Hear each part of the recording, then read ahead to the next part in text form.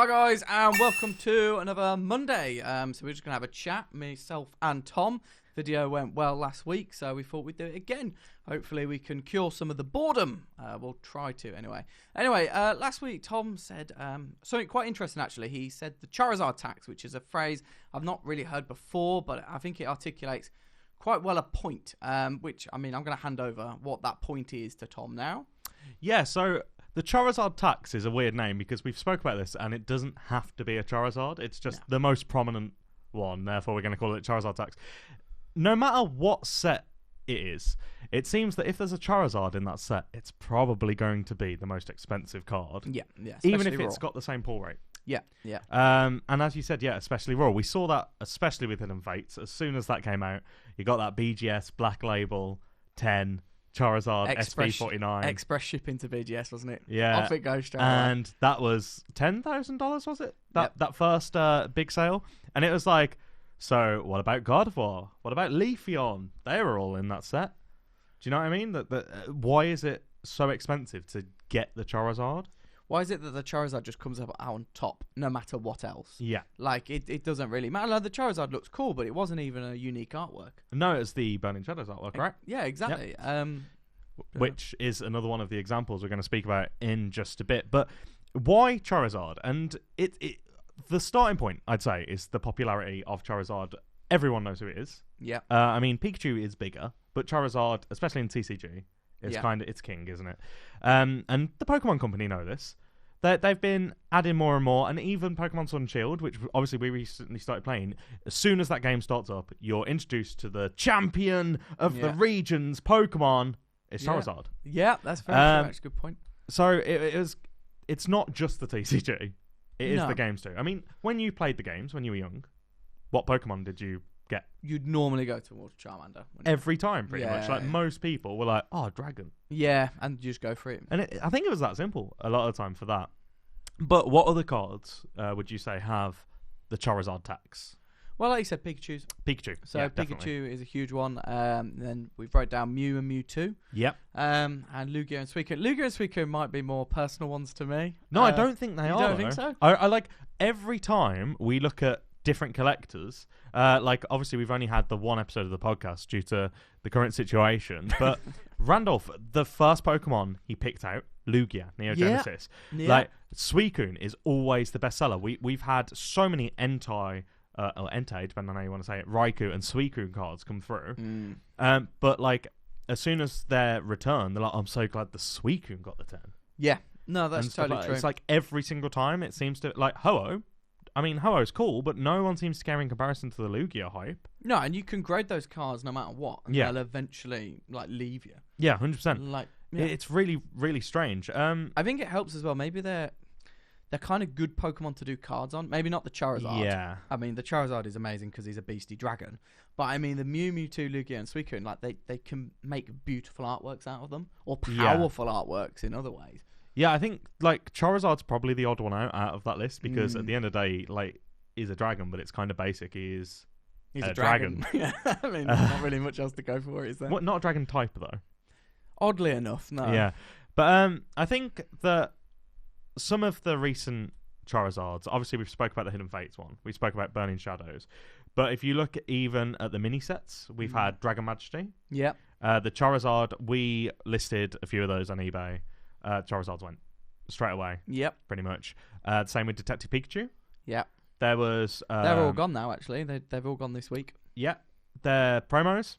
Yep. Loads of them. We wrote down a list of the Charizards released in 2019 alone. Yeah.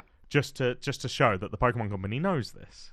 Yeah, but they do have this knowledge. I think this proves it, actually, that last year was the Charizard year. Yeah.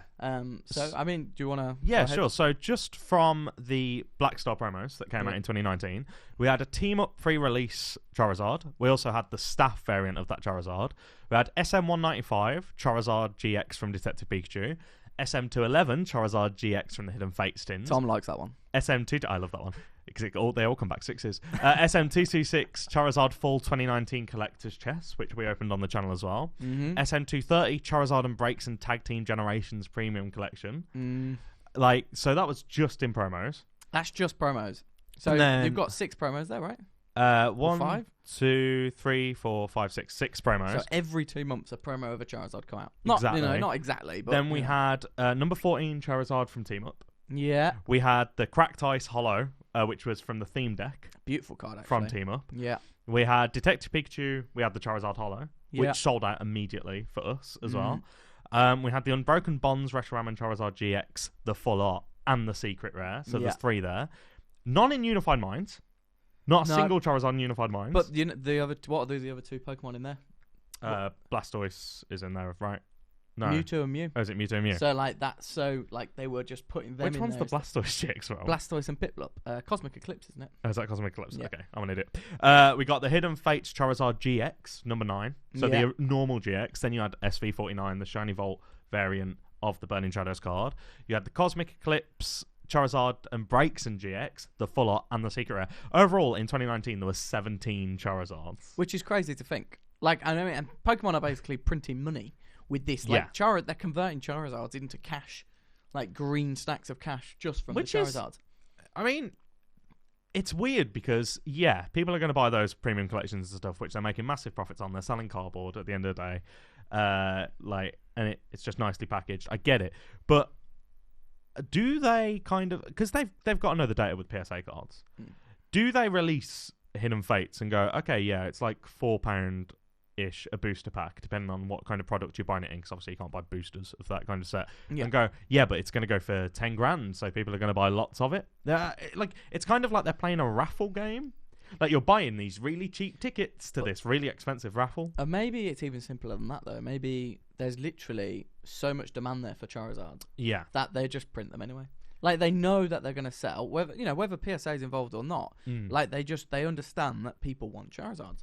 Yeah, if we go back to, say, recent sets that have maybe failed, they've not done as well, we look at something like Crimson Invasion. Yep. Did that have a Charizard? Nope. Did it have any real big Pokemon? Gyarados?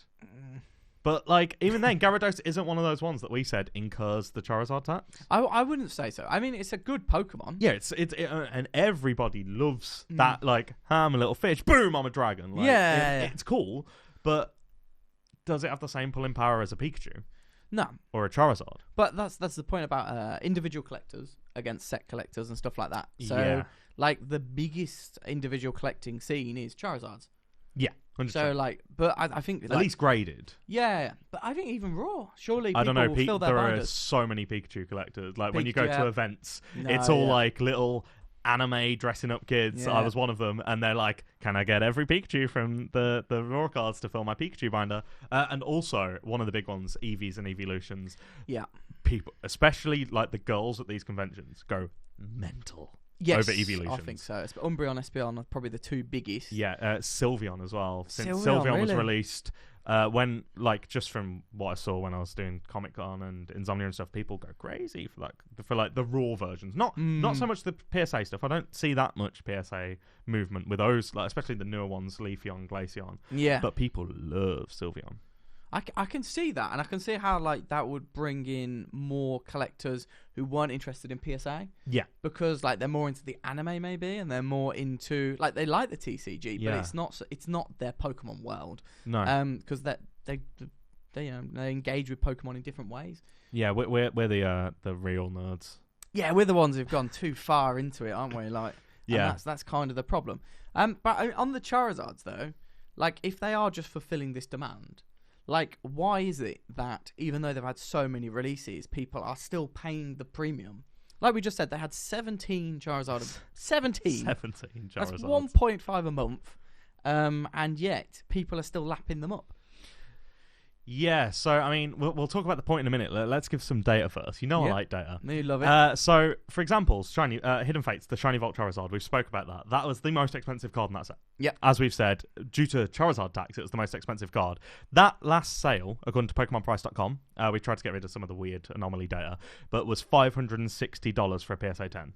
Yeah, and I said that's right. I've sold 2 at 500 recently. And then the next most expensive card on the last sale prices was SV69, brilliant, Umbreon at $90.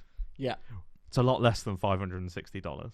Yeah, well, it's hugely less. Yeah, it's like a big amount. And I think that the main point is, like, there's been more Charizards graded. So we're talking about the graded versions here. Yeah, 100%. PSA 10s. Exactly. So more Charizards graded. But when they come out in the sealed product, is there any more chance of getting a Charizard over an Umbreon?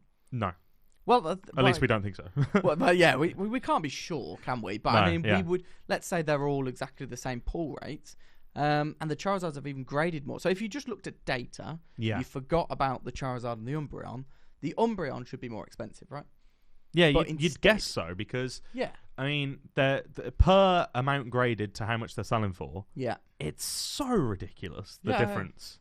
100% it is. Like, if there was that many Umbreons, they'd be worth 10p. Yeah, well, that exactly it. But there's still people paying the $500 Yeah.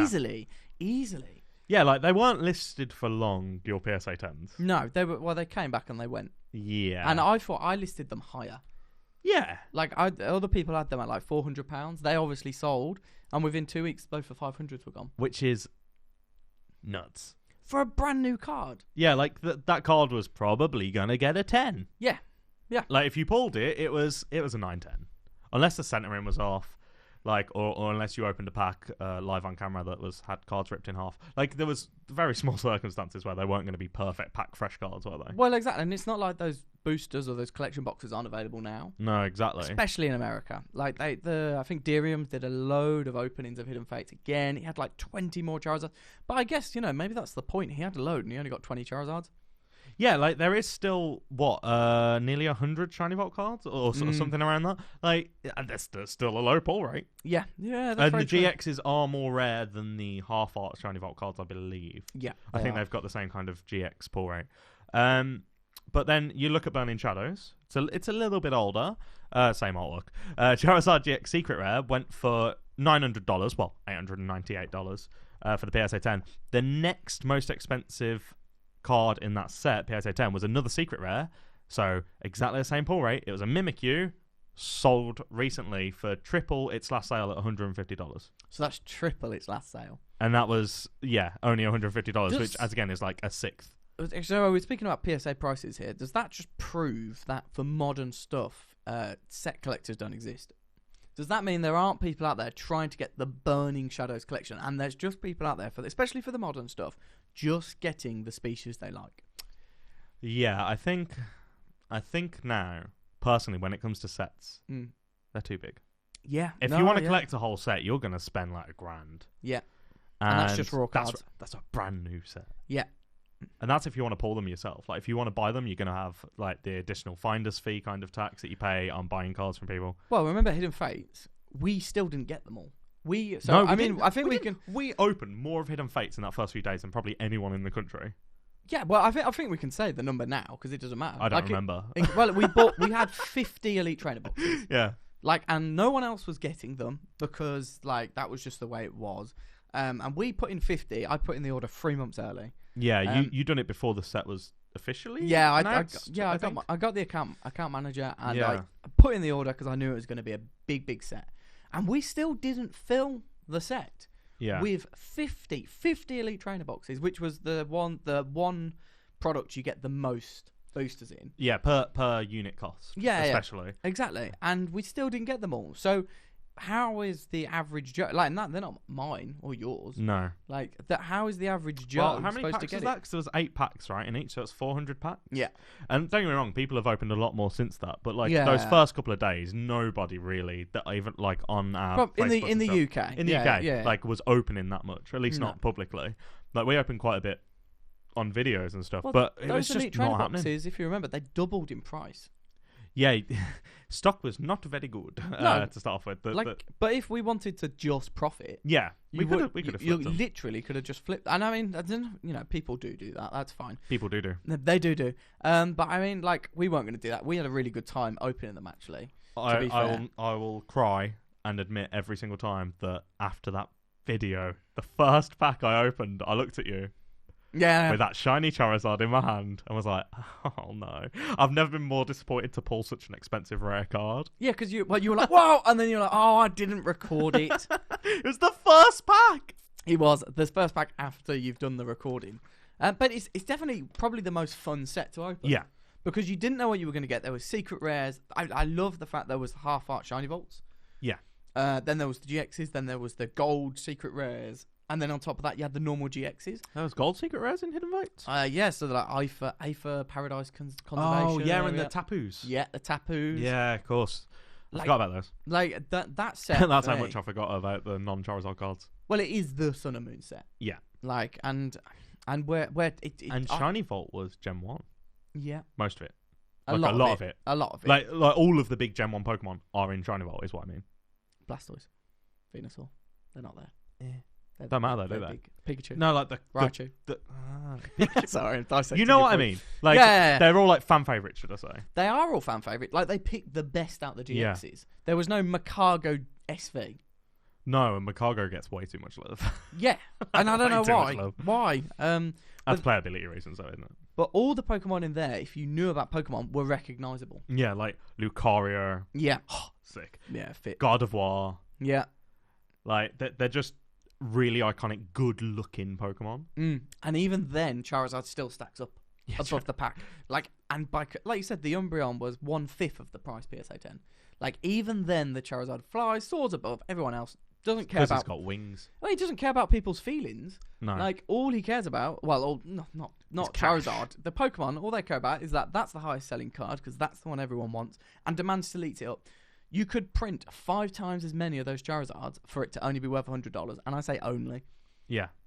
You could have gone out there and given 5 times as many Charizards in those packs as an Umbreon, and even then it would only be price match. I think if they did like a limited release where they just was like, you can buy this Charizard and it's $100, brand new, it's raw, that people would buy it straight away. Like, they wouldn't care.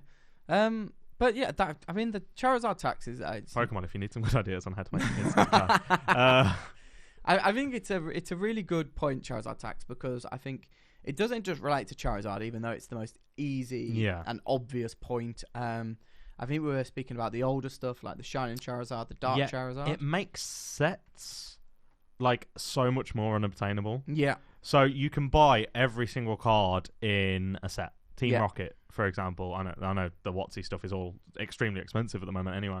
But like, you could buy every card in that, and then you could get to that last card you need, the Charizard, and all of a sudden you've got to save up a lot more money than you've spent on most of the things. Even though a lot of the time there's quadruple the amount out there. It's like, there's 700 pop. Yeah, but like, and there is only 100 of this one that you already have that you bought for 1/10 of the cost. And don't get me wrong, there are cards that kind of change that. Like the Dark Magneton is super expensive, but like, that's because it's hard to grade. That is a supply and demand one. That's because the supply is so constrained. Yeah. Like, if there was 80 Dark Magneton as opposed to 40, I would suggest that the Dark Magneton would be worth $800. Yeah. Not $1,500. Like, because the Charizard still would be that premium point. Yeah, so, I mean, as you just said, it doesn't matter how high the pops are. Look at the pop of the Burning Shadows. It's over 600 for the PSA 10 secret rare Charizard. We were both surprised when you said that. Yeah, because you were doing some research, and we were both surprised when you said that, because it's such a card that I feel there's not many out there. I thought it was hard to grade. No one pulls it. No, yeah, exactly. Like, I mean, Max Mofo Pokemon, he's been opening those packs for 2 years? Barely pulled any. Deriums, when they opened it, they barely pulled any. Like, it does seem like the pull rate of that card specifically is super low. It's because it's a big set and it's a secret rare.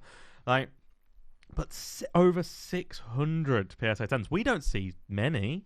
No, and when they do come through, they're normally 8s. Yeah. I mean, if we're going to be honest. Yeah. When they normally come through, they've normally got edge wear or a bit of centering issues.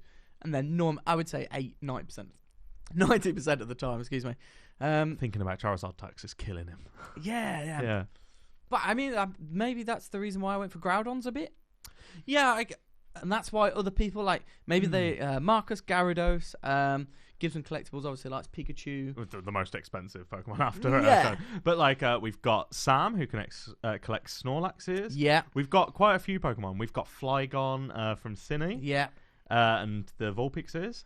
But does that open the door to those new... Because Groudons are inexpensive. Yeah. Like, and I've got some amazing Groudon cards, actually, I wouldn't have been able to get if they had that Charizard tax applied. Yeah, well, you wouldn't buy the Dark Explorers one if it was $4,000.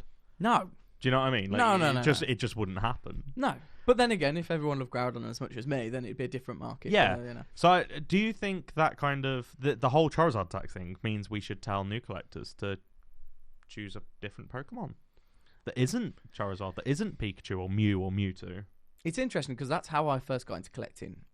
You know how my fan for Godzilla, Yeah. and Groudon was the closest card to that. Even though he's only like 7 foot tall. Yeah, but I watched the anime with Groudon in. I really liked him, and I liked the cards. Yeah. At the time, he had some crazy promos going on for some reason. So I really liked collecting those Groudon cards, and that brought me into other sets. I personally would, because if you're collecting Charizards, you can get the low value ones, which there's a million of. Yeah.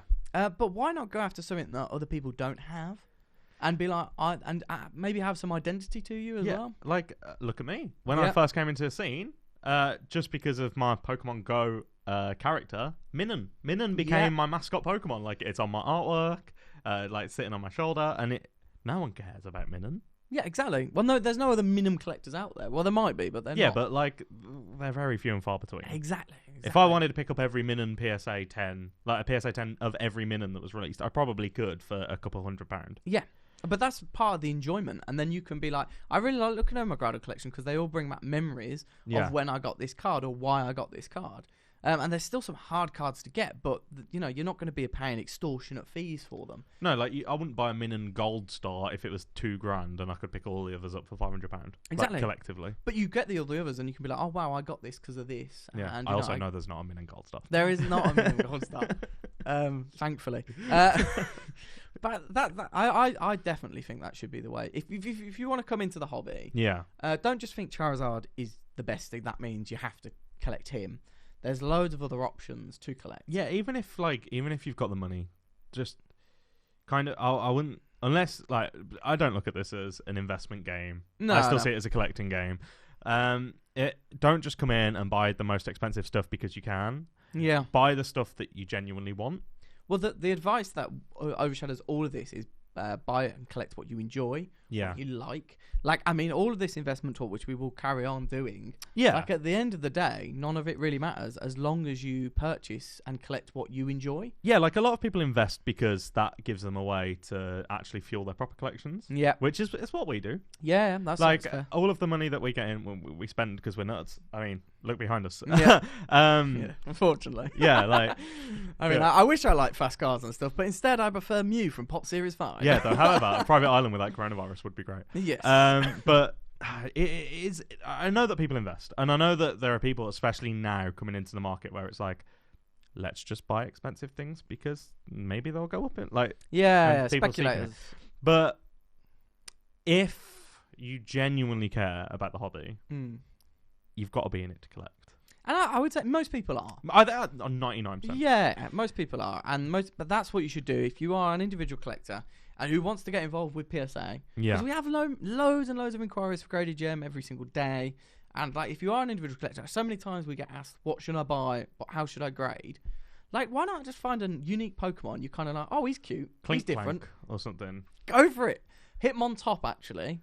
Back in Deer. Hitmontop, I was like, I could get all of these PSA 10. I love Hitmontop. Don't know why. Maybe because it's Beyblades. Who knows? Beyblades. Yeah, and I was like Beyblades? They don't release Hitmontop cards anymore. No. Do they not? Really? Not really. Well, like Kadabras.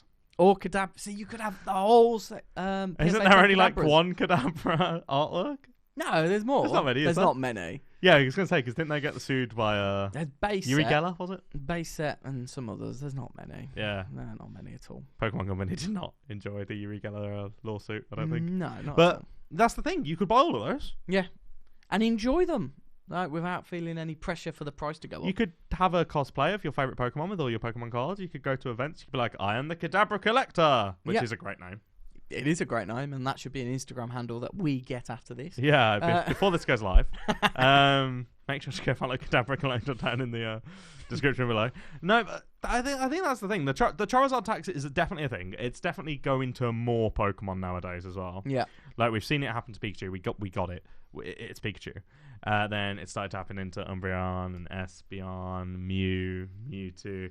Like, if there's a super popular Pokemon, it's going to happen to it. I guess we should balance that out, shouldn't we? So we should say like that doesn't mean you can't get a Charizard. No, if like Charizard is your bae, choose your favorite artwork. Yeah. Or but like if you like me, I like Groudons, but I've got quite a lot of Charizards. There's no reason you can't mix it up. Just don't feel like you're obliged to get Charizards because that's where the money is. Charizard is still the key to the Pokemon TCG, Yeah. but sole focus doesn't make sense. No, not At least not to me. No. So that's my thoughts. No, I think that was a lot of thoughts there, wasn't it? Yeah, I think did we make sense? That's the question. I don't know if we made sense, but I think that's what people like, because you get to have your own opinion. You get to shout us in the comments if you think we're wrong. Don't shout at each other, just shout us. Yes, please, just shout us. Yeah, I do like these videos as well. And one thing we will say at the end is, if you've got ideas for what you want us to talk about, hit us up, whether that's on Facebook, on email, in the YouTube comments. Just let us know what you kind of want to hear our thoughts about, as people who are like obsessed with this scene. Well, Ask we've away. been in it for ages, haven't we? Yeah, too long. It's been so long. It's been so long. But yeah, we want to talk about the things that you want to hear about. Yeah, and that could be as simple as like collecting, or it could be like, well, how should I get involved, or like anything really. How will the recession affect it? That's going to be a video. We'll probably put that on standby for a few weeks. Yeah. Because we're going to have to see where this constant inflation goes, and like whether it's going to stop or not. So I think we've got to wait. I don't want to be on here and be like judge, jury, and executioner when I'm not. No one knows right now. No one knows. It's all random guessing. Well, it's educated guessing. Do you know when this whole epidemic's going to stop? 9 months. Is that the pregnancy period of coronavirus? 9 months. It's going to give birth to the corona babies. I reckon 9 months. And now that we've depressed you all, if any of you have just gotten pregnant, we expect this to be over when your baby's born, so that's good. And that's Connor's thoughts, not mine. But yeah, I think that's been random. I think that's been random enough. And fun. Yeah, and fun. I enjoy these chats as well. So that's yeah, good. so do I. That's good. That's Anyway, really hard. I think we'll call it there. We nearly hit half an hour on this one. So thanks a lot for watching. And again, please do get involved with comments. And please tell us what to talk about, because we will need ideas. Hit that like button. Subscribe for more. Hit that notification bell. And as always, we'll see you next time. Bye-bye. Bye, guys.